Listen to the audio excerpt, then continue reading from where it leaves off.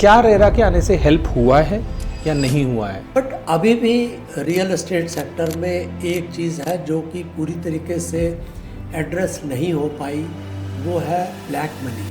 बाबरी मस्जिद के टाइम पर जब डिमोलिशन हुआ तो मैं डिस्ट्रिक्ट मजिस्ट्रेट था, रॉयट्स मैंने फेस किए।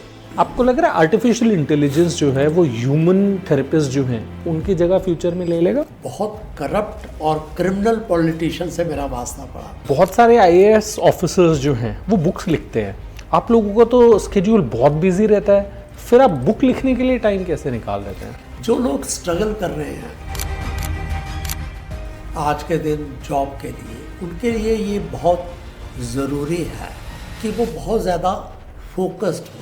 एक कॉमन मैन की बात करें सर, 25 फ्लोर की बिल्डिंग है, 30 फ्लोर की बिल्डिंग है, वहाँ पे कोई फ्लैट ले रहे हैं, तो इन टर्म्स ऑफ डॉक्यूमेंट्स क्या क्या ध्यान रखना चाहिए? मुझे नहीं लगता कि डीमोनेटाइजेशन से बहुत ज़्यादा इम्पैक्ट रियल एस्टेट को पड़ा।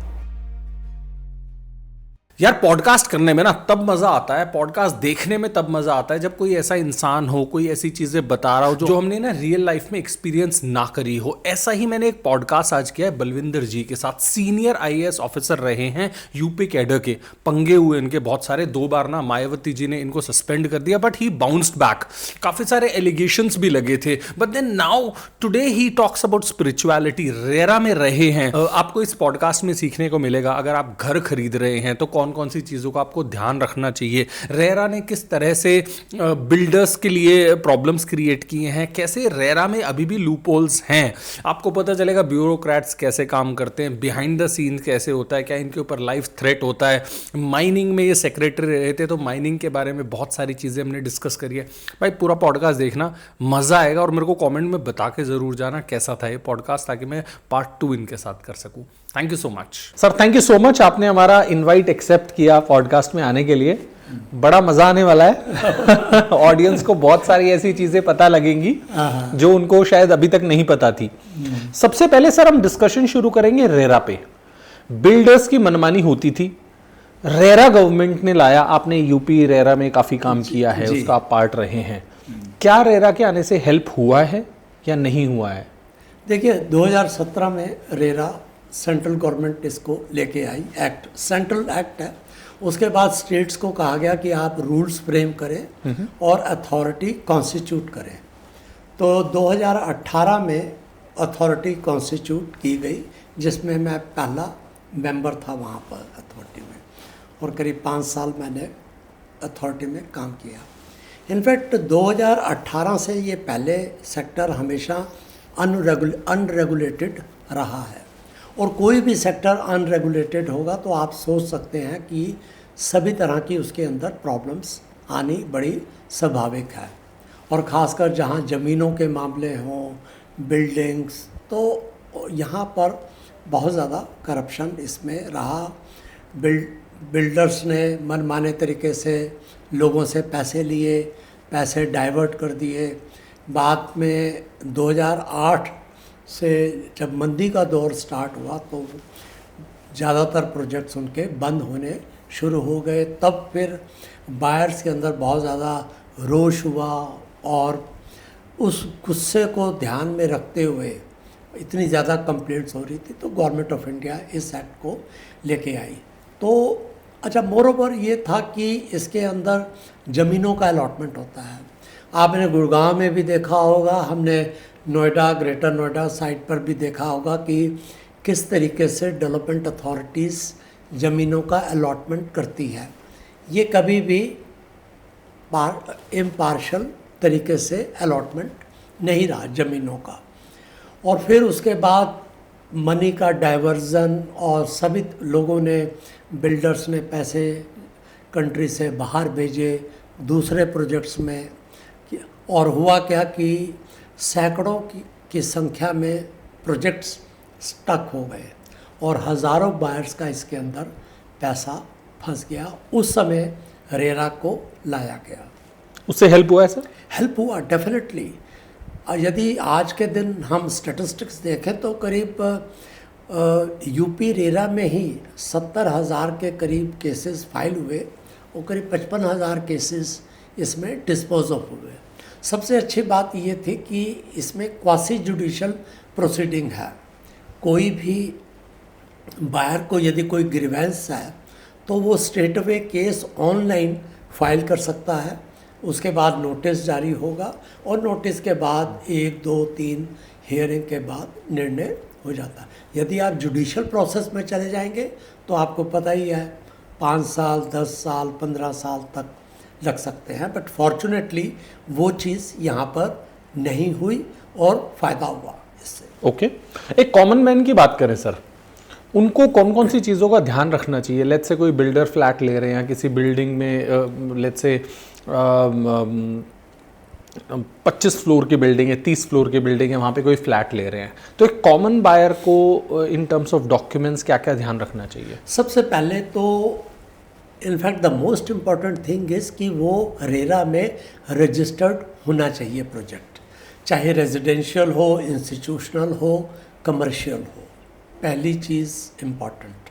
सेकंड जो है, रेरा की साइट पर जाके उस प्रोजेक्ट्स के डिटेल्स उनको देखने चाहिए कि, और थर्ड जो है, बिल्डर बायर एग्रीमेंट जब साइन करे तो केयरफुल्ली उसको पढ़ें, क्योंकि जो गलतियां पहले लोगों ने की बायर्स ने, वो अब रिपीट नहीं होनी चाहिए। तो most important part is this, that project should be registered with RERA.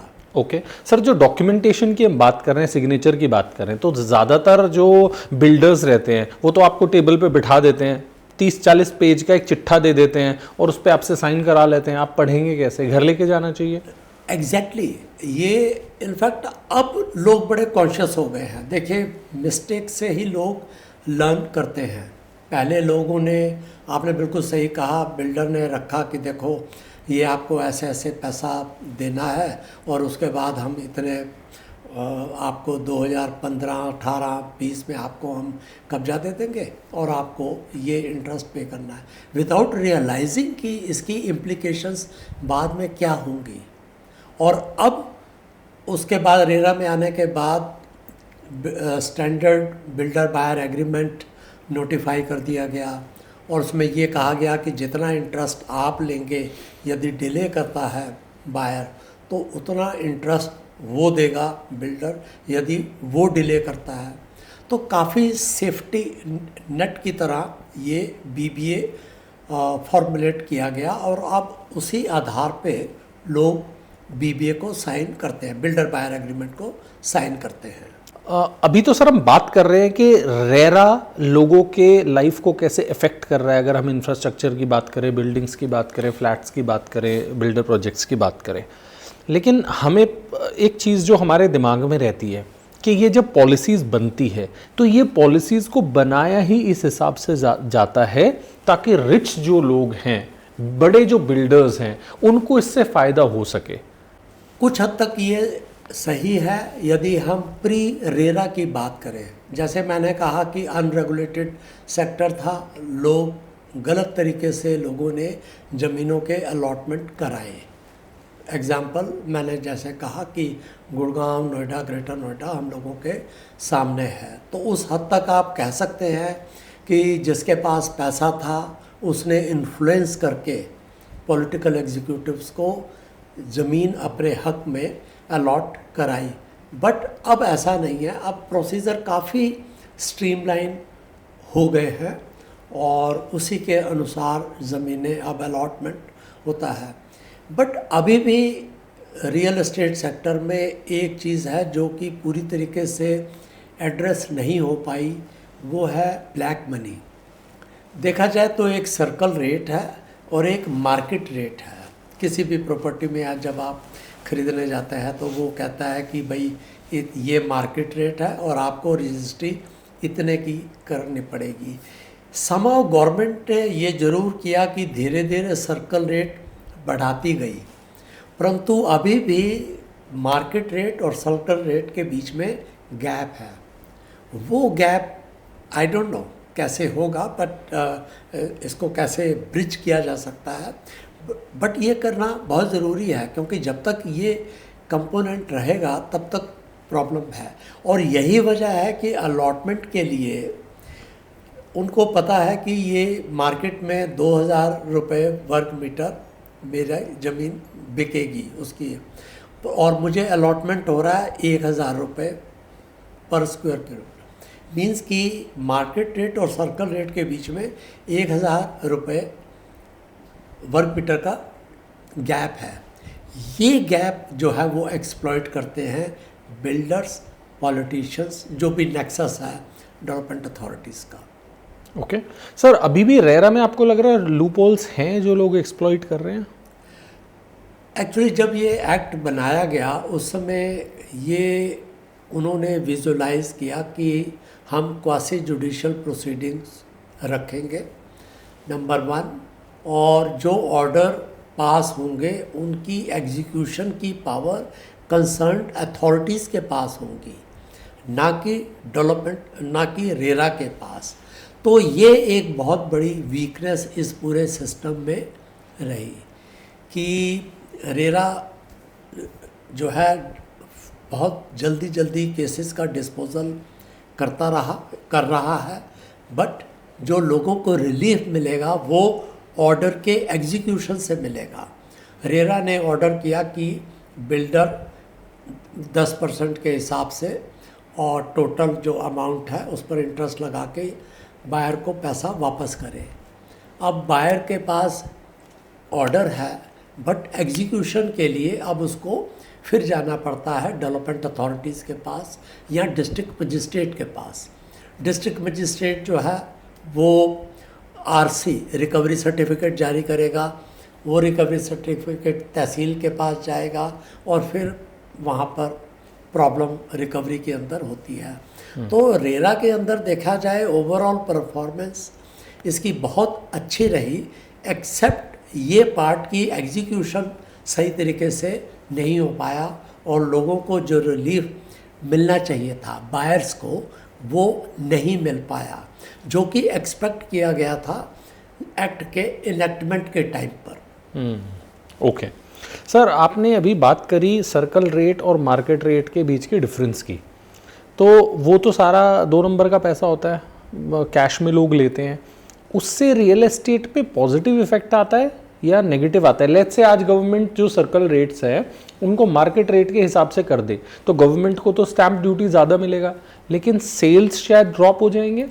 Exactly इसके दोनों पहलू हैं इस चीज़ को देखने के लिए, और ये शुरू से चला आ रहा है। ये नहीं हम आज से 20-25 साल पहले भी ये बात सुनते थे कि आपको रजिस्ट्री इतने की करानी है बट पैसा आपको इतना देना है। वही चीज़ आज भी है, ये चीज़ बंद नहीं हो पाई। मुझे लगता है कि इसकी व्यावहारिकता यदि देखें तो उसका भी हमें ध्यान में रखना पड़ेगा कि मार्केट वैल्यू हमेशा डिमांड सप्लाई के ऊपर रहता है कि यहाँ पे बहुत ज़्यादा डिमांड है, सप्लाई कम है तो रेट जो है बहुत ज़्यादा बढ़ जाएंगे।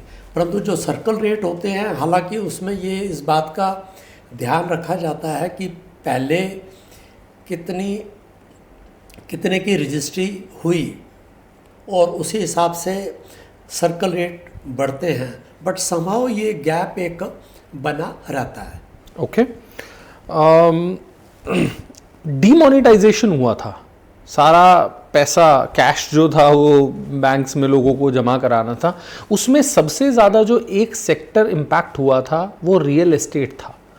आपको लग रहा है सर इस तरह की आपका क्या वैसे व्यू है डीमोनेटाइजेशन पे? अच्छा है गवर्नमेंट ने उस समय डेफिनेटली उस समय उनकी प्रेसिंग डिमांड्स रही होंगी कि पैसा टेररिस्ट लोगों के पास है, नकली नोट बनाते हैं, कई सारे रीजंस रहे होंगे। फिर उसके बाद जो हुआ वो बड़े मिक्स्ड रिएक्शन लोगों के हुए।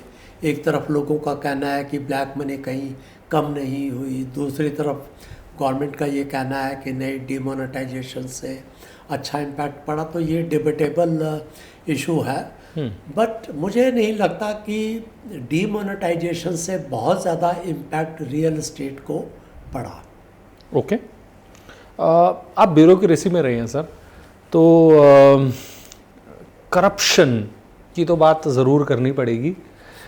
आप जब आईएएस थे, यूपी में आप सर्व कर रहे थे, आपके साथ 2 इंसिडेंट्स हुए थे जहाँ पे आपको सस्पेंड कर दिया गया था।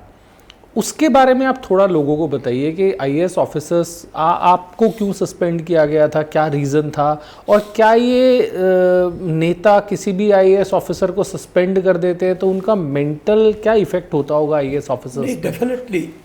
इनफैक्ट इतना आसान नहीं रहता किसी आईएएस ऑफिसर को आप सस्पेंड कर दें, परंतु ऐसे पास्ट इंसिडेंट्स हुए हैं जहाँ पर कि आर्बिट्ररी तरीके से लोगों को, ऑफिसर्स को सस्पेंड किया गया। मेरे साथ भी ये हुआ। समहाउ मैंने एक अलॉटमेंट, सबसे पहले इंसिडेंट में मैंने इंडस्ट्रियल प्लॉट्स का ऑलरेडी अलॉटमेंट पहले हो चुका था। जब मैं वहाँ गया एमडी यूपीएसआईडीसी, तो मुझे लगा कि ये गलत तरीके से उन प्लॉट्स को रोका गया है। तो हमने बोर्ड मीटिंग बुलाई। हमने कहा कि इनके प्लॉट्स जो है इनको कब्जा दे दिया जाए। परंतु इसका जब मैंने ये डिसीज़न ले लिया, तब ये इम्प्रेशन ऊपर दिया गया कि देखिए पैसा खा के अलॉटमेंट कर दिया गया, इस तरीके से। तो ये हुआ। सेकंड टाइम पे बड़ा इंटरेस्टिंग है, रायबरेली में कोच फैक्ट्री आनी थी। कांग्रेस गवर्नमेंट थी और इधर मायावती सरकार थी। हमारे पास रेलवे विभाग ने एक प्रपोज़ल भेजा कि उसमें कुछ गांव सभा की ज़मीन थी। उस लैंड उन्होंने, रेलवे ने खरीद ली थी, परंतु गांव सभा की लैंड का रिजम्पशन होना था। मुझे लगा कि पब्लिक इंटरेस्ट में इससे कोई अच्छी चीज़ नहीं है कि एक जहां इतने कई हज़ार करोड़ का रायबरेली में इन्वेस्टमेंट आना है और मुझे इसमें अलॉटमेंट इस ज़मीन का कर देना चाहिए। और मैंने गुड फेथ में, इन पब्लिक इंटरेस्ट, मैंने वो अलॉटमेंट, रिजम्पशन कहते हैं उस लैंड को, गांव सभा की लैंड का रिजम्पशन मैंने कर दिया। और वो भी मैंने अप्रूवल लेने के बाद हाईएस्ट अथॉरिटी से। परंतु बाद में मुझे इसकी पॉलिटिकल एस्पेक्ट नहीं पता थी कि चीफ मिनिस्टर और कांग्रेस के बीच में जो भी पॉलिटिकल टसल हुई। एक दिन न्यूज़पेपर में ये छपता है कि रायबरेली कोच फैक्ट्री की सारी हर्डल्स दूर हो गई और अब प्रोजेक्ट इम्प्लीमेंट होगा। उस टाइम पर हमें ये इम्प्रेशन दिया गया ऊपर कि देखिए ये जानबूझ के इस पॉलिटिकल पार्टी को फेवर करने के लिए ऐसा लैंड का रिजम्पशन किया गया। जबकि मैं कभी ज़िंदगी में, इनफैक्ट आज तक मैं कभी भी सोनिया गांधी को नहीं मिला। और मैडम सोनिया गांधी का नाम उस समय न्यूज़पेपर में आया था कि उन्होंने खुशी जताई कि यह प्रोजेक्ट हमारा आ रहा है। तो ये सब चीज़ें रहती हैं एडमिनिस्ट्रेशन में, आर्बिट्रीनेस रहती है। बट यस, बहुत ज़्यादा कॉमन नहीं है, बट मेरे साथ सर्टनली 2 बार ऐसे हुआ।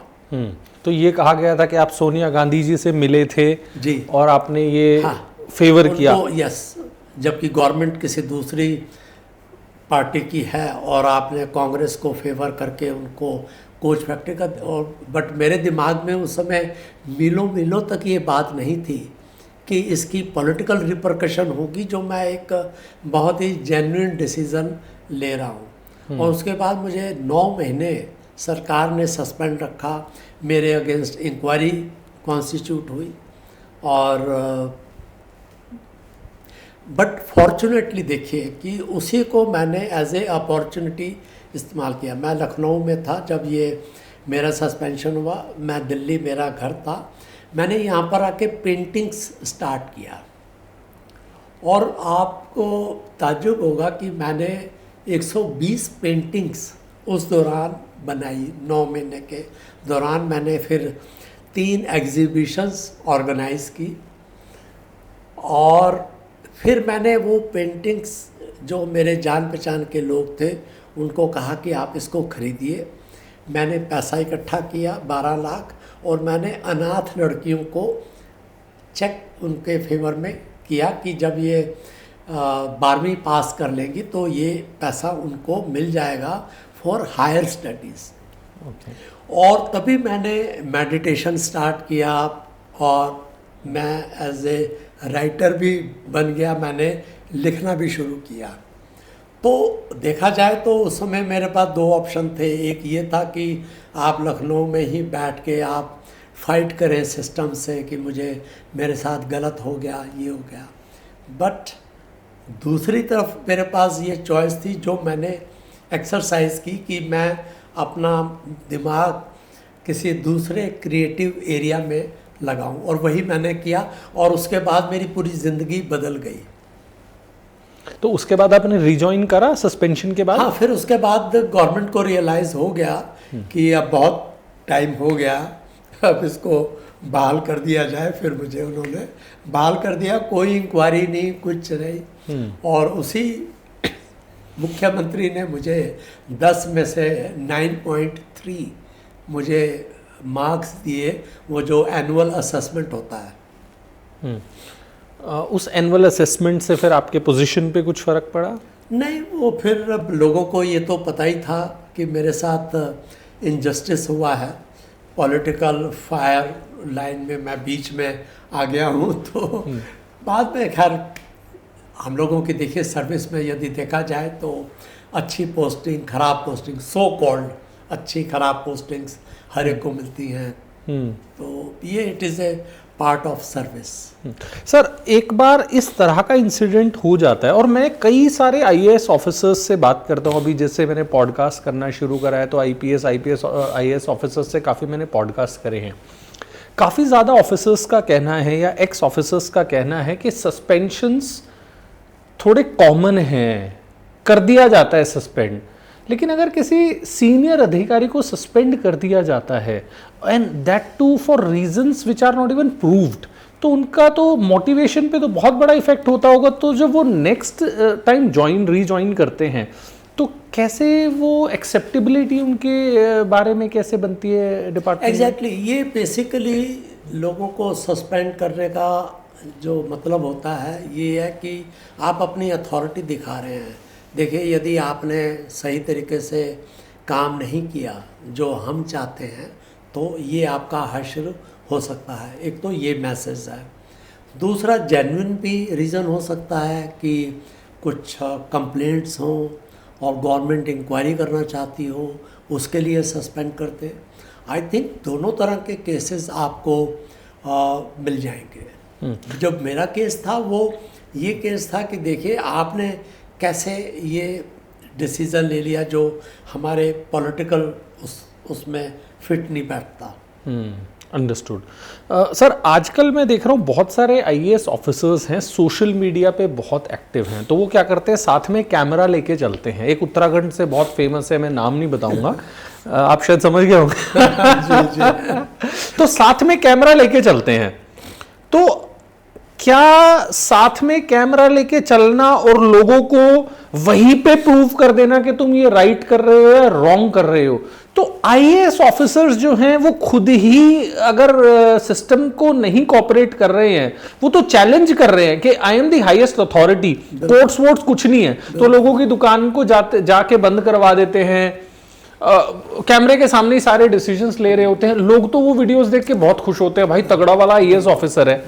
लेकिन ये ठीक तो नहीं है। बिल्कुल नहीं, दिस इज ब्लेटेंटली रॉन्ग कि आपका एक कंडक्ट आपका एक होना चाहिए, उसके लिए कंडक्ट रूल्स भी हैं। आप ऐसा नहीं है कि आप अपने आप को पॉपुलर करने के लिए आप कोई शॉर्टकट मेथड यूज़ करेंगे। ठीक है, हर एक की मन में ये इच्छा होती है कि वो अपनी प्रेजेंस को फेल्ट कराए, लोग देखें कि ये कितना डेयरिंग ऑफिसर है और उसने ये कर दिया वो कर दिया। But I think it is a blatantly wrong. Bureaucrat का काम ही यही है कि वो लोगों को जस्टिस दे, काम करे। और ये जो सोशल मीडिया में अपने आप को एक्सपोज करना, I think it is not desirable. But I think ऐसा कंडक्ट रूल में कहीं एक्सप्लिसिटली नहीं कहा गया कि आप ऐसा नहीं कर सकते। हालांकि ये कंडक्ट आपका अनबिकमिंग ऑफ ऑफिसर है। But I think government should issue some guidelines कि आप इस तरीके से अपने आप को सोशल मीडिया पे एक्सपोज नहीं करेंगे और आप अपने काम से काम रखिए। सर पहले आप आईएएस ऑफिसर थे, अब आप नहीं हैं, अब आप जनरल पब्लिक से मिलते हैं, उनके बीच में बैठते हैं। आपको क्या लगता है कि लोगों का परसेप्शन जो है वो बाबुओं को लेके क्या है? और आप ऑनेस्टली मुझे बताना सर, क्योंकि आप आईएएस ऑफिसर रहे हैं इसलिए जवाब मत देना, बट आपको क्या लग रहा है, क्या लोगों का जो परसेप्शन है ओवरऑल आईएएस ऑफिसर्स को लेके, आईपीएस ऑफिसर्स को लेके पॉजिटिव है? ना, बिल्कुल भी नहीं है। क्यों नहीं है? वो इस वजह से कि देखिए हमारे यहाँ यूपी में सपोज करिए कि 500 आईएएस ऑफिसर्स हैं और कोई इंसिडेंट होता है और वो फिर ऐसे हाईलाइट होता है कि आईएएस अधिकारी के यहाँ इतने करोड़ रुपए मिले, उसके यहाँ हीरा मिला, इसके यहाँ वो वह इतने प्लॉट मिले। यस, ठीक है, हर किसी भी सर्विस के अंदर यदि आप किसी भी सोसाइटी के पार्ट को देख लेंगे तो आपको उसमें करप्ट लोग भी मिलेंगे, ईमानदार लोग भी मिलेंगे। बट अनफॉर्चुनेटली आईएएस को लेके इतना ज़्यादा लोगों में एक रहता है, एक्साइटमेंट रहता है और मीडिया उसको हाईलाइट इसीलिए करती है क्योंकि लोग बड़े ध्यान से उसको उस न्यूज़ को पढ़ते हैं और लोगों के दिमाग में ये परसेप्शन आ जाता है कि देखिए सारे लोग इसी तरह के हैं और ये सब पैसा बनाते हैं। This is a very unfortunate part, but this is true कि over the period of time there has been deterioration. हमारी जो आईएएस और आईपीएस की कम्युनिटी है उसका रेपुटेशन निश्चित तौर पे खराब हुई है। उस पर कुछ काम हो रहा है सर? पता नहीं, इंक्वायरीज होती हैं, अल्टीमेटली हमारा आपको पता ही है सिस्टम क्या है, takes time, but this is very unfortunate कि लोगों के अंदर देखा जाए तो मुझे लगता है कि 75-80% लोग जो है सिंसियर होंगे, काम से काम रखते हैं और एफिशिएंट होंगे। बट वो 10-15% लोग जो है वो कहते हैं कि एक मछली पूरे तालाब को ख़राब कर देती है। तो उसी तरीके से रेपुटेशन इन ऑफिसर्स के कारण पूरे काडर की खराब होती है। जी सर, ये भी सोसाइटी में एक जनरल परसेप्शन है या कई बार आईएएस ऑफिसर्स या आईपीएस ऑफिसर्स अपने आप को ये कह के भी डिफेंड करते हैं कि भाई मेरी तो सैलरी इतनी है जितनी आजकल एक छोटा दुकानदार कमा रहा है। फॉर एग्जाम्पल आज अगर हम सर किसी आईएएस ऑफिसर की बात करें जिसने ज्वाइन ही करा है, उसकी सैलरी की सिर्फ बात करें, पर्क्स हम हटा देते हैं, गाड़ी बंगला हटा देते हैं, सैलरी की बात करें तो क्या सैलरी रहती है? सैलरी बहुत अच्छी है। स्टार्टिंग में आपको आई थिंक 75,000 के करीब मिलता है और आपकी यदि 8-10 साल की सर्विस है तो आपको 1.5 लाख तो मिलता ही है और पेंशन मिलती है आपको 1.5 लाख के करीब। तो ऐसा नहीं है, ये आर्गूमेंट हो सकता है कि 25 साल 30 साल पहले कहते हों, जब मैंने सर्विस स्टार्ट की थी उस समय 1100 रुपये हमारी तनख्वाह थी, ठीक है, उस समय कह सकते थे। बट आज के दिन हम ऐसा नहीं कह सकते कि आईएएस ऑफिसर्स को कम सैलरी मिलती है। और यदि दूसरे पर्क्स आप देखें, गाड़ी मिली है आपको, बहुत अच्छी लोकेशन पे बहुत बड़ा आपको बंगला मिला हुआ है, यदि उसकी कॉस्ट भी आपने देखनी चाहिए। और तीसरा, आप बाय चॉइस आए हैं इस सर्विस के अंदर, ये तो किसी ने कहा नहीं कि आप ये वाली सर्विस ज्वाइन करो।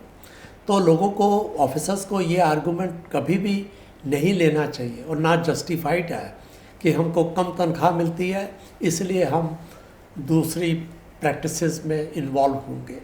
सर आईएएस ऑफिसर्स बहुत क्रिटिकल डिसीजंस लेते हैं, उनके काफ़ी सारे जो डिसीजंस हैं उनसे बड़े लोगों को, सो कॉल्ड रिच लोगों को प्रॉब्लम हो जाता है कई बार।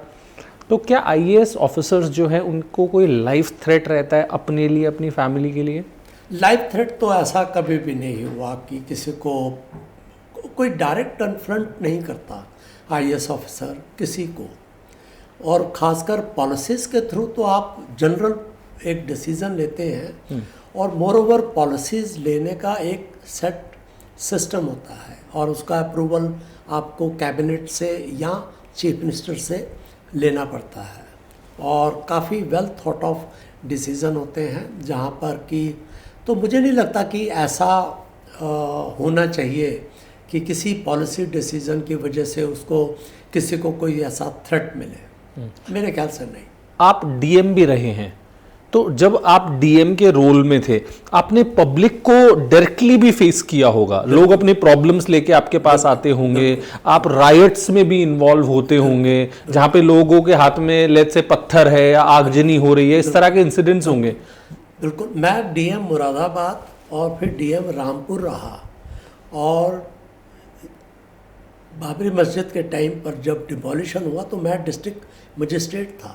रॉयट्स मैंने फेस किए, रामपुर में मैंने रॉयट्स फेस किए, और फिर मैंने जब मैं मुरादाबाद में था तब भी वहाँ पे हिंदू मुस्लिम्स रॉयट्स मैंने फेस किए, और पब्लिक से मिलना। इनफैक्ट उस समय मैं साइकिल पर पदयात्रा करता था, लोगों से मिलते थे, तो काफ़ी हमारा क्लोज इंटरेक्शन लोगों से रहा, और लोग भी अप्रिशिएट करते हैं, लाइक करते हैं। जब हमारा ट्रांसफ़र हुआ तो बहुत बड़ी तादाद में लोगों ने आए और उन्होंने सीएम को रिप्रेजेंटेशन भेजा कि इनको नहीं भेजना चाहिए। पब्लिक ऑल्सो अप्रिशिएट यदि आप लोगों के बीच में रह के काम करते हैं, उनकी बात को सुनते हैं। इनफैक्ट ये आईएएस ऑफिसर छोड़िए, ये हर एक के लिए ये बात सही है कि यदि आप दूसरे व्यक्ति के लिए कंपैशनेट हैं,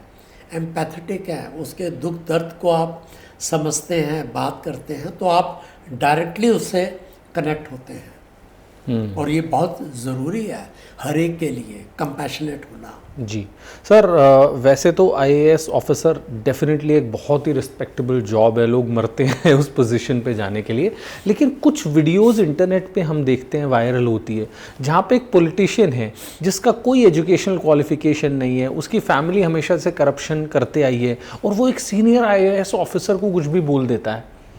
ऐसे टाइम पे कभी आपको लगता है लाइफ इज़ अनफेयर? मतलब बहुत ये कॉमन तो नहीं है। हमने ये देखा है कि पॉलिटिशियंस की अपनी रेपुटेशन जो भी कंस्टिट्यूएंसी में या गवर्नमेंट में हो, बट जनरली ये लोग अच्छा बिहेव करते हैं। ऐसा नहीं है आपने पिक्चरों में देखा हो कि पॉलिटिशियन आया और उधर हीरो ने जो है उठा के उसको पटक दिया और ये कर दिया, ऐसा नहीं होता। और ये बड़े तहजीब से पॉलिटिशियन पेश आते हैं, और मिसबिहेव एटलीस्ट मैंने 35 साल की सर्विस मैंने की, मेरे साथ एक बार ऐसा नहीं हुआ। बहुत करप्ट और क्रिमिनल पॉलिटिशियन से मेरा वास्ता पड़ा। मुरादाबाद के अंदर मेरे 2 एमएलएस थे जो हिस्ट्री शीटर्स थे, क्रिमिनल थे टू द कोर, परंतु जब आते थे तो बहुत रिस्पेक्टफुल्ली बात करते थे। और जनरली ये पॉलिटिशियन काम जो कराने आएगा हायर लेवल पे, डीएम या एसपी के पास, वो काम जनरली जेन्युइन होगा। जो उसमें उल्टा सीधा काम कराना वो नीचे से करा लेगा। सामान्यता थानेदार के पास जाएगा, वो जैसे भी हो वो अपना काम उस लेवल पे करा लेगा। एसएसपी के पास जाके ये नहीं कहेगा कि इस आदमी को गिरफ्तार करना है और ये करना, इसको अंदर आप बंद कर दीजिए, वो नीचे से करा लेगा। ऐसे ही डीएम के पास कभी भी आके मिसबिहेव नहीं करेगा, जनरली रिक्वेस्ट करते हैं। This is my personal experience, और ज़्यादातर लोगों का यही एक्सपीरियंस होना चाहिए। जी, ग्रेट। अब सर हम डिस्कस कर लेते हैं स्पिरिचुअलिटी पे। आपने आईएएस ऑफिसर का रोल बहुत ही बेहतरीन तरीके से प्ले किया है, और आपके काफ़ी सारे पॉलिटिकल टसल्स भी रहे थे, स्पेशली मायावती जी के साथ। शायद आज उनकी अच्छा, एक जनरल क्वेश्चन आपसे पूछ रहा हूँ, लेट्स से आज अगर मायावती जी की गवर्नमेंट होती यूपी में तो भी क्या आप इतना फ्रीली बोल रहे होते? डेफिनेटली। अब हम रिटायर हो गए 2017 के बाद, मैं डायरेक्टली गवर्नमेंट में हूँ नहीं, तो मुझे नहीं लगता कि, और मैंने कोई ऐसी बात, कोई डेरोगेटरी उनके लिए कोई ऐसी बात कही हो। हाँ, सिस्टम है, उस सिस्टम के अंदर वो हेड कर रही थी और मेरे साथ ऐसा हुआ। सर अब आ जाते हैं स्पिरिचुअलिटी पे। आपने आईएएस ऑफिसर आप थे, उसके बाद जो आपने स्विच करा है टू स्पिरिचुअलिटी, उसका कोई ट्रिगर था जिसकी वजह से आपने स्विच करा या पहले ही मन में था? एग्जैक्टली, इनफैक्ट बहुत पुरानी बात है। मैं लखनऊ डेवलपमेंट अथॉरिटी में वाइस चेयरमैन था और उस समय बहुत हाई प्रोफाइल तो पोस्ट है, बहुत मैं स्ट्रेस में था, तो मुझे हेडेक शुरू हो गया, मुझे नींद नहीं आती थी। उस समय मुझे ये रियलाइज़ हुआ कि मुझे मेडिटेशन करना चाहिए। फॉर्चुनेटली गोमती नगर में एक अमेरिकन टीचर मुझे मिले और उनसे मैंने ट्रांसेंडेंटल मेडिटेशन सीखा। ये 97 की बात है और उस टाइम से लेके आज तक मैं मेडिटेशन कर रहा हूँ। 28 साल मुझे हो गए मेडिटेशन करते हुए। एक तो मेरे अंदर वहाँ से परिवर्तन हुआ। मेडिटेशन जब आप करते हैं तो समाव आप अपने आप को बहुत गहराई से आप अपने आप को जानने लगते हैं और आप ज़्यादा कंपैशनेट हो जाते हैं लोगों के प्रति। और फिर मैंने लिखना शुरू कर दिया। सर्विस के दौरान ही मैंने किताबें लिखनी शुरू कर दी। तो उसी के साथ साथ मुझे ये लगा कि यदि आप मेडिटेशन करते हैं या आप स्पिरिचुअल प्रैक्टिस करते हैं तो आप ज़्यादा एफिशिएंटली काम कर सकते हैं, क्योंकि आप ज़्यादा फोकस्ड हो जाते हैं, ज़्यादा आप कंसंट्रेट चीज़ों पर कर पाते हैं। तो मुझे उसका बहुत फ़ायदा सर्विस में मिला और मुझे लगा कि मेरी एफिशिएंसी काफ़ी इम्प्रूव हो गई। तो उसको फिर मैंने परस्यू किया और रिटायरमेंट के बाद मैंने ये रियलाइज़ किया कि मुझे, क्योंकि ये बहुत डिफ़िकल्ट एरिया है मेंटल हेल्थ, लोग एक दूसरे से शेयर नहीं करते, तो आई थॉट कि मैं मेंटल हेल्थ की एरिया में जाके कोशिश करूँगा कुछ काम करने के लिए। ओके सर, बहुत सारे आईएएस ऑफिसर्स जो हैं वो बुक्स लिखते हैं। आप लोगों का तो स्केड्यूल बहुत बिजी रहता है, फिर आप बुक लिखने के लिए टाइम कैसे निकाल लेते हैं? एग्जैक्टली, इनफैक्ट जब मैंने एक किताब लिखी थी यहाँ, जब मैं गवर्नमेंट ऑफ इंडिया में था, सेक्रेटरी माइंस था, तो मिस्टर पीयूष गोयल मंत्री थे, उनको मैंने बुलाया था किताब के इनॉग्रेशन पे। तो उन्होंने यही प्रश्न, कॉन्स्टिट्यूशन क्लब में मैंने बुक लॉन्च की थी और करीब 250 लोग थे, उन्होंने ये पूछा कि मुझे तो पता ही नहीं कि मेरे सेक्रेटरी किताब लिखते हैं, और ये अब मुझे आज पता चला कि उन्होंने ये पीछे। और यही क्वेश्चन जो है मैंने प्रधानमंत्री जी से को मैं गया जब किताब देने के लिए, तो उन्होंने भी ये कहा कि आप तो सेक्रेटरी थे, फिर आप कैसे किताब लिख लिए। तो आप काफ़ी अच्छे तरीके से टाइम को मैनेज, आपको पता होना चाहिए कि टाइम को कैसे मैनेज करते हैं। यदि आप नहीं जानते तो आप किसी भी पोस्ट पे रहें, आप जो भी काम करते हो, आप स्ट्रेस में आएंगे, आपको प्रॉब्लम होगी। तो ये बहुत ज़रूरी है कि आप अपने टाइम को सही तरीके से मैनेज करें। तो मैंने मेडिटेशन में देखा कि ये चीज़ आपके अंदर आ जाती है कि आप ज़्यादा अपने आप को ऑर्गेनाइज कर लेते हैं, सेल्फ डिसिप्लिन, सेल्फ केयर की तरफ आप ज़्यादा ध्यान देते हैं। Okay. तो इसका मुझे बहुत बेनिफिट मिला जी। तो आपने सर जो ये बुक लिखी थी, आप रिटायर हो चुके थे तब लिखी थी आप? मैंने पहली किताब लिखी थी जब मैं vice chairman Delhi development authority था, और फिर मैं सेक्रेटरी माइंस जब था, सेकंड बुक रिलीज़ की, और फिर रिटायरमेंट के बाद मैंने एक और किताब रिलीज़ की, फिर चौथी किताब मैंने बाद तो में आप जो मोदी जी को बुक देने गए थे उस टाइम आप गवर्नमेंट का हिस्सा थे? जी, ओके। मैं सेक्रेटरी माइंस था उस समय। जी, मैं सर ये इसलिए पूछ रहा था कि मैं भी एक बुक लिख रहा हूँ, तो क्या एक कॉमन मैन के लिए, मेरे जैसे इंसान के लिए, नरेंद्र मोदी जी के पास जाके उनको बुक हैंडओवर करना पॉसिबल है? पता नहीं, मैं क्योंकि उस समय सेक्रेटरी था और मैंने उस चीज़ का फ़ायदा उठाया और मैं उनके पास चले गया। बट निश्चित तौर पे डिफ़िकल्ट है किताब उनको प्रेजेंट करना। मैं आई वॉज वेरी लकी, मैंने एक ही बार टाइम मांगा, उन्होंने टाइम दे दिया और मैंने जाके अपनी किताब प्रेजेंट की। मैं मोदी जी को 2 ईमेल्स लिख चुका हूँ। एक ईमेल तो मैंने लिखी थी उनको पॉडकास्ट में इनवाइट करने के लिए। तो हमारा प्लान है मोदी जी को 2026 तक पॉडकास्ट पे बुलाने का। तो maybe you can call it as my manifestation. कुछ सोचेंगे तभी अचीव करेंगे, वो आएंगे नहीं आएंगे उनके ऊपर डिपेंडेंट है, बट वी आर ट्राइंग। एक बार मैंने उनको एक ईमेल लिखी थी, एक कोई पुलिस ऑफिसर पुलिस में है, हरियाणा पुलिस में, वो अच्छा काम कर रहे हैं, तो उनके साथ मैंने एक पॉडकास्ट करा था। तो मेरे को बहुत अच्छा लगा कि यार ये एक ऐसा पुलिस वाला है जो सोसाइटी के लिए अच्छा काम कर रहा है, लोगों को साइबर क्राइम के बारे में जागरूक कर रहा है। तो मैंने वो मेल लिखा था सर डीजीपी हरियाणा को और उनके डीआईजी साहब को, मनोहर लाल खट्टर जी को सीसी करके, अनिल विज जी को सीसी करके, अमित शाह, नरेंद्र मोदी जी, सबको सीसी करके। मोदी जी का तो रिप्लाई नहीं आया, लेकिन डीजीपी साहब का 24 घंटे में उनको फ़ोन आ गया था, उनको अप्रिशिएट करा। तो ये जो पुलिस मैन थे ये कांस्टेबल ही थे, कोई सीनियर पोजीशन पे नहीं थे।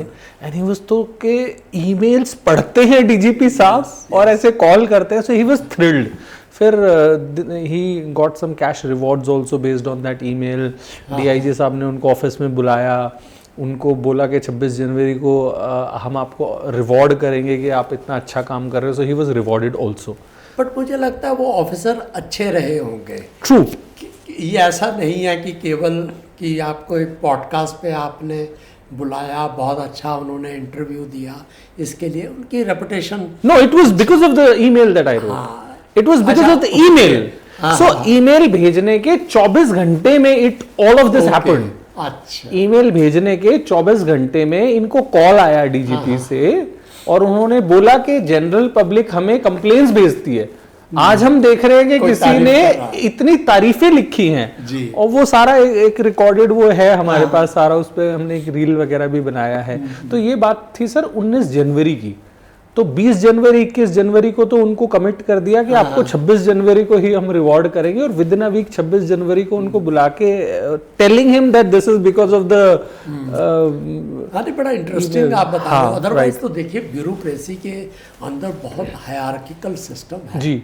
ऐसा नहीं है कि आप प्रधानमंत्री जी को ईमेल भेजें तो वो रिप्लाई कर देंगे, हो सकता है रिप्लाई कर दें, बट अल्टीमेटली वो रिप्लाई अपने प्रॉपर चैनल से कंसर्न डिपार्टमेंट में जाएगी, फिर स्टेट गवर्नमेंट को जाएगी। एक पूरा वेल लेड डाउन प्रोसीजर है। राइट। तो मोदी जी को तो सर हम बुलाना चाह रहे हैं पॉडकास्ट पे, तो आपको लग रहा है कुछ शॉर्टकट है जो हम ले सकें जिससे? ऐसा नहीं है, आप निश्चित तौर पर आप प्रयास करते जाइए, अच्छे पॉडकास्ट करें।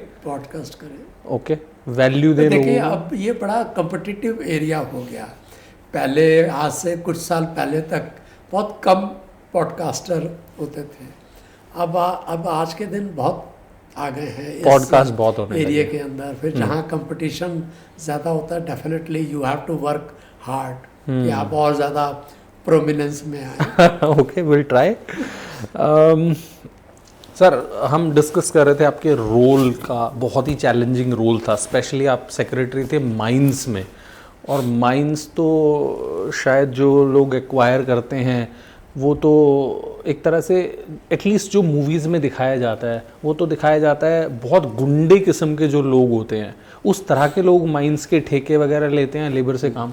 बहुत चैलेंजिंग रहा होगा वो फेज़ आपके टाइम? नहीं, वो देखिए दो तरह की माइनिंग है बेसिक। एक तो है स्टेट गवर्नमेंट के लेवल पर, जो कि आपने अभी बताया, सैंड, रिवर बेड पे सैंड निकालते हैं, सैंड माफिया जिसको कहते हैं। वहाँ पे डेफिनेटली बहुत ज़्यादा कोई सिस्टम्स नहीं बने हुए, लोकल नेक्सस वहाँ पे ऑपरेट करता है और पुलिस एडमिनिस्ट्रेशन से मिलके होती है, और मेरिट पे होते भी नहीं, पट्टे दिए भी नहीं जाते शुरू से। अब हो सकता है सिस्टम इम्प्रूव हो गया। दूसरा है सेंट्रल गवर्नमेंट में एक एक्ट है, mines and mineral development act, उसमें गवर्न होते हैं। तो 2015 के अंदर गवर्नमेंट ने अमेंडमेंट कर दिया था जब ये कोल स्कैम उठा था, और गवर्नमेंट ने ऑक्शन सिस्टम इंट्रोड्यूस कर दिया। तो फॉर्चुनेटली जब मैं गया एज सेक्रेटरी माइंस, एक्ट का अमेंडमेंट हो चुका था और हम लोगों ने फर्स्ट टाइम उस समय माइंस का ऑक्शन किया था, पहला था। और कोल का भी उधर मिस्टर अनिल स्वरूप थे, जिनको आपने अभी हाल में बुलाया, उन्होंने कोल का ऑक्शन स्टार्ट किया था। तो यस, पहले ऐसा होता था, बट जो पिक्चरों में दिखाते हैं आपको पता ही है कि बहुत ज़्यादा एग्जेगरेटेड और बड़े इमोशनली इम्पैक्टफुल जो है तरीके से दिखाते हैं, ऐसा नहीं है। बट यस, सिस्टम में कुछ खामियां तो थी, बट इतना ब्लेटेंटली भी नहीं था कि गवर्नमेंट ऑफ इंडिया पे गलत तरीके से ओपनली अलॉटमेंट होता रहा हो। ये अपने इधर ये मेवात, नुहू, ये एरियाज़ हैं सर, माइन से रिलेटेड शायद ये क्वेश्चन नहीं है, लेकिन ये पहाड़ी जो इलाके हैं, इसमें ये पहाड़ से जो पत्थर काट काट के जो ये इलीगल काम होता है, यहाँ पे तो पुलिस जाती है तो उनको भगा देते हैं। एक डीएसपी पे ट्रक चढ़ा दिया था, तो इस तरह के चैलेंजेस। हाँ, नहीं, ये मैंने बताया ना कि स्टेट गवर्नमेंट के जुरिडिक्शन में है, नंबर 1। दूसरा, ये अरावली रेंज है पूरी, तो ये प्रोटेक्टेड एरिया है, होना नहीं चाहिए, बट नेक्सस ऑपरेट करता है लोकल लेवल पर। पुलिस, एडमिनिस्ट्रेशन, पॉलिटिशियंस, ये सब मिलके करते हैं। अनफॉर्चुनेटली अभी भी पूरी, हालांकि कम हुआ है, बट अनफॉर्चुनेटली अभी भी इस तरह की चीज़ें न्यूज़पेपर में आती रहती हैं, इलीगल माइनिंग। आपके लेवल के जो सीनियर ऑफिसर्स हैं, स्ट्रेस तो वहाँ तक भी पहुँचता होगा जब लोअर लेवल पे ये चीज़ें होती हैं? निश्चित तौर पे स्ट्रेस, देखिए कहीं पे भी आप, ये हमारी, इनफैक्ट किसी भी जॉब पे देखें तो ये हमारी एबिलिटी है कि कौन से काम को हम कितनी टाइम से और बेखूबी से कर सकते हैं।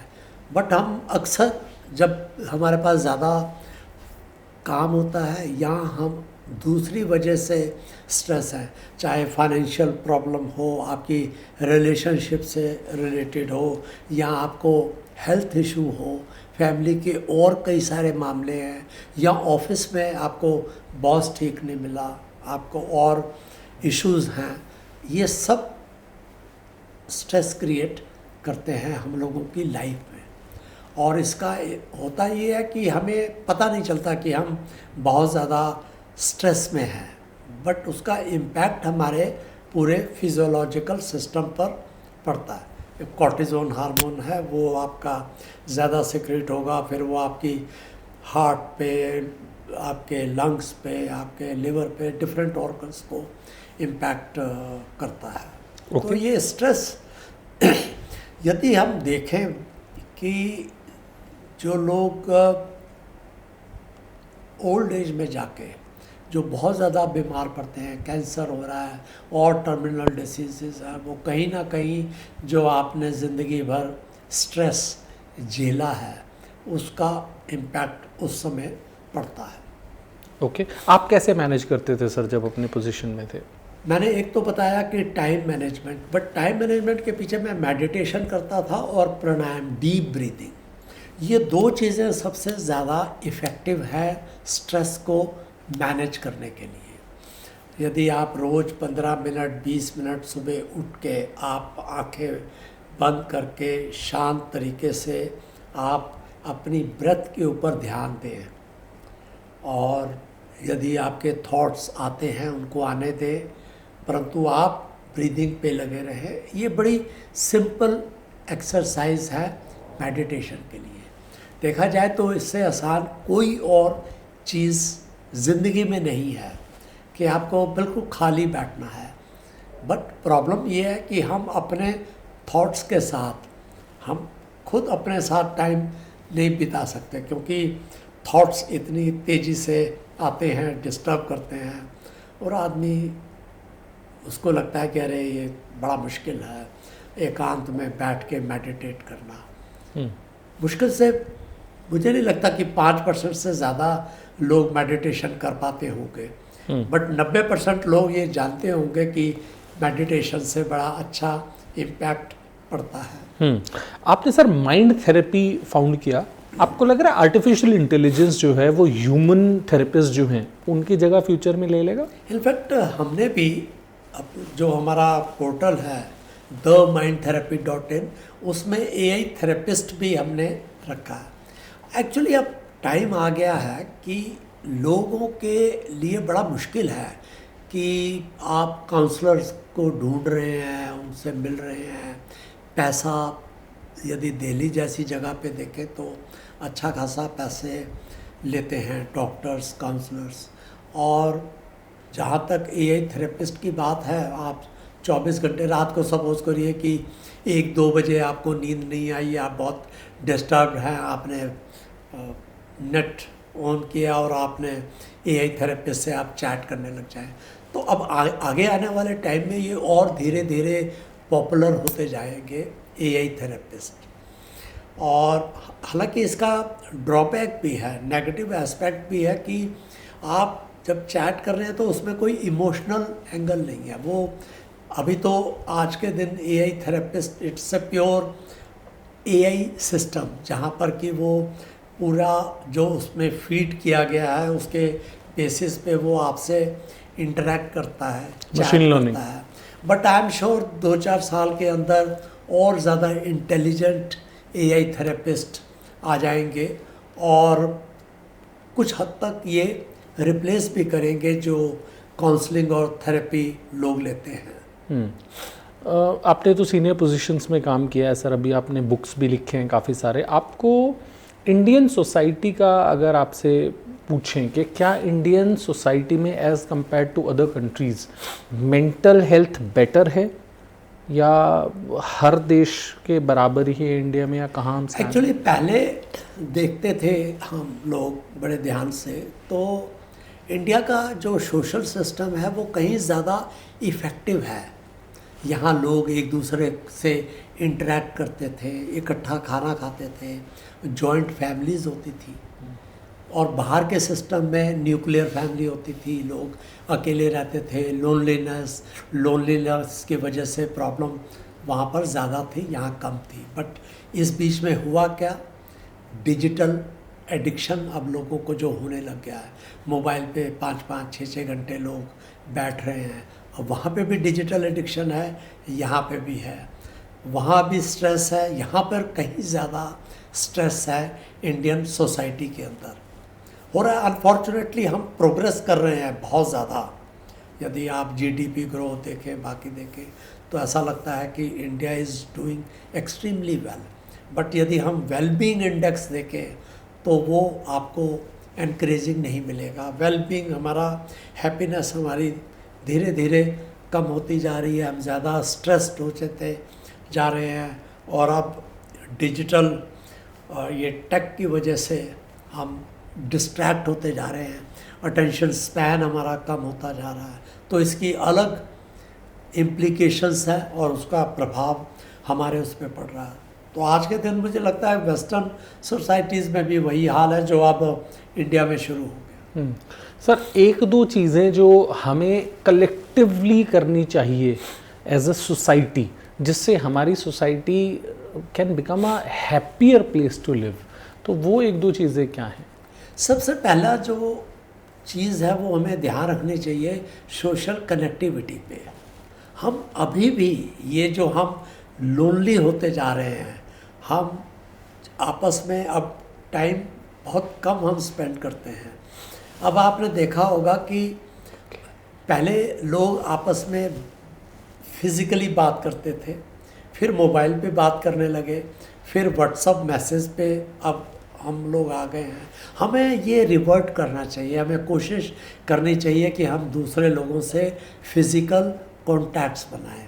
हम बच्चों की तरफ भी इस तरफ ध्यान दें कि वो सोशली कनेक्टेड रहे, ना कि सोशली डिसकनेक्टेड होके और लोनली रहता रह जाए। वो बच्चा कॉलेज में है, स्कूल में है, बट समहाउ ही और she they are feeling lonely. तो एज ए सोसाइटी हम लोगों को ये चाहिए, जो सोशल कनेक्शन हमारा बहुत पुरानी परंपराओं में चलता आया है और इंडिया का एक बहुत प्लस पॉइंट था, उसको हम रिस्टोर करें, एक दूसरे की मदद करें, एम्पैथी करें, एक दूसरे का हम ध्यान रखें। आई थिंक सोसाइटी पे ये बहुत चीज़ ज़रूरी है आज के दिन। सर, बहुत मज़ा आ रहा है पॉडकास्ट में। मुझे तो ऐसा लग रहा है कि ये पॉडकास्ट इतना लंबा हो जाए 3-4 घंटे का, क्योंकि लोगों को आई एम श्योर बहुत सारे लर्निंग्स मिल रहे होंगे इससे। लेकिन शायद हो सकता है पार्ट 2 करें।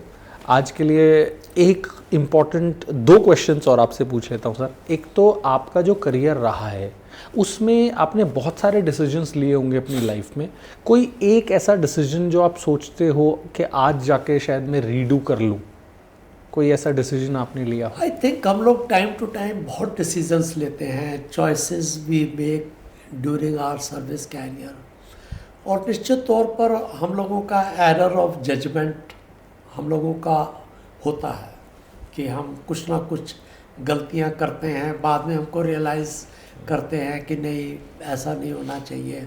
जैसे कोई आपसे मिलने आया ऑफिस में और आपने कहा नहीं नहीं नहीं ये काम नहीं हो सकता, और काम नहीं हो सकता बट तरीका हमारा गलत हो सकता है। हम बाद में रियलाइज़ करते हैं नहीं उसके साथ मुझे ऐसा नहीं करना चाहिए था, मुझे ये डिसीज़न थोड़ा सा और सोच समझ के लेना चाहिए था। निश्चित तौर पे कोई भी यदि ब्यूरोक्रेट है तो उसकी लाइफ में फ्रॉम टाइम टू टाइम वो एक्सपीरियंस ज़रूर करता होगा कि कहीं ना कहीं देखा अल्टीमेटली ये हमारा जो हम लोगों से इंटरेक्ट करते हैं, जो हम सोच के डिसीज़न लेते हैं, तो फ्री विल भी हर जगह ऑपरेट नहीं करती। हम कई बार हम लोग और एस्पेक्ट्स को भी हमें ध्यान में रखना पड़ता है। बहुत बार हमारे सामने कोई जेन्युइन व्यक्ति आता है और मुझे उसका काम करना चाहिए बट रूल्स परमिट नहीं करते कि ये काम हो सके, वहाँ हम मना कर देते हैं। बाद में हमको रिग्रेट होता है कि देखो इन रूल्स की वजह से ये डिसीज़न मैं नहीं ले पाया जबकि मुझे ये डिसीज़न लेना चाहिए था। तो आई थिंक हर ब्यूरोक्रेट की लाइफ में कैरियर में इस तरह के इंसिडेंट्स होते रहते। ओके। कुछ टिप्स जो आप यूथ को देना चाहते हैं before we wind up this podcast? जो लोग स्ट्रगल कर रहे हैं आज के दिन जॉब के लिए, उनके लिए ये बहुत ज़रूरी है कि वो बहुत ज़्यादा फोकस्ड हो, और सबसे ज़रूरी काम है कि वो अपने ऊपर ध्यान दें। और यदि वो मेडिटेशन कर सकते हो, डीप ब्रीदिंग कर सकते हो, अपनी सेहत का यदि ध्यान रखें, मेंटल हेल्थ का अपना ध्यान रखें, तो उसका बहुत इम्पैक्ट ना केवल कैरियर के लिए स्ट्रगल के दौरान बल्कि पूरी लाइफ में उसका इम्पैक्ट पड़ेगा, नंबर 1। दूसरा, स्टडीज़ जो है वो बहुत मेथोडिकल होनी चाहिए, कंसेप्ट वो क्लियर करने चाहिए, रादर देन कि मुझे अब आईएएस की तैयारी करनी है या मुझे पीसीएस का एग्ज़ाम बैठना है तो और वो रट रहे हैं किसी तरीके से, वो नहीं करना चाहिए। हमें बहुत ज़्यादा ध्यानपूर्वक और वाइडर एस्पेक्ट में चीज़ों को एनालाइज करना चाहिए, लर्निंग करनी चाहिए।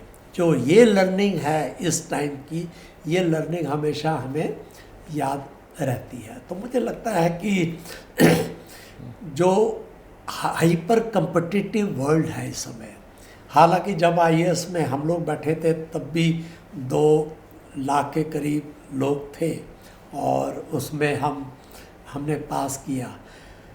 और मैं यदि रिट्रोस्पेक्टिव अपने आप को देखता हूँ तो मैं इस बात को निश्चित रूप से मैं जानता हूँ कि मैं बहुत ज़्यादा सिस्टमेटिक तरीके से और बहुत थोरो तरीके से मैंने स्टडीज़ की थी। और दूसरा, जल्दी नहीं करनी चाहिए, इट टेक्स टाइम। 1 साल 2 साल 3 साल आपको लग सकता है स्ट्रगल करने के लिए, बट आप में पेशेंस होनी चाहिए और आप मेडिटेशन, डीप ब्रीदिंग या और आप स्पिरिचुअल माध्यम से आप अपने आप को और ज़्यादा फोकस रहें। और लास्ट, जो ये डिस्ट्रैक्शन एज है इस पे ध्यान रखें, वो कि कोशिश करें कि जो डिजिटल स्पैन है वो आपका कंट्रोल में रहे। हाँ, स्टडीज़ के लिए आप यूज़ करें मोबाइल, आईपैड, लैपटॉप, ठीक है, बट नॉट फॉर एंटरटेनमेंट। उसके लिए एक्सरसाइज करनी चाहिए, उसको आई थिंक ये टिप्स हेल्प करेंगे लोग। हेल्प करेंगे। Thank you so much sir, बहुत मज़ा आया। और ऑडियंस आप चाहते हो पार्ट 2 सर के साथ किया जाए तो कमेंट में लिखो पार्ट 2। वैसे आई एम श्योर कि हम पार्ट 2 करने वाले हैं, बट फिर भी आप लोग अगर कमेंट में लिखोगे part 2, so will get that encouragement from you. Thank you so much, आपने अभी तक ये पॉडकास्ट देखा, आई एम श्योर बहुत सारी लर्निंग मिली होगी। Thank you so much sir आपका पॉडकास्ट पे आने के लिए। Thank you very much. बहुत मज़ा आया आज। Thank you sir.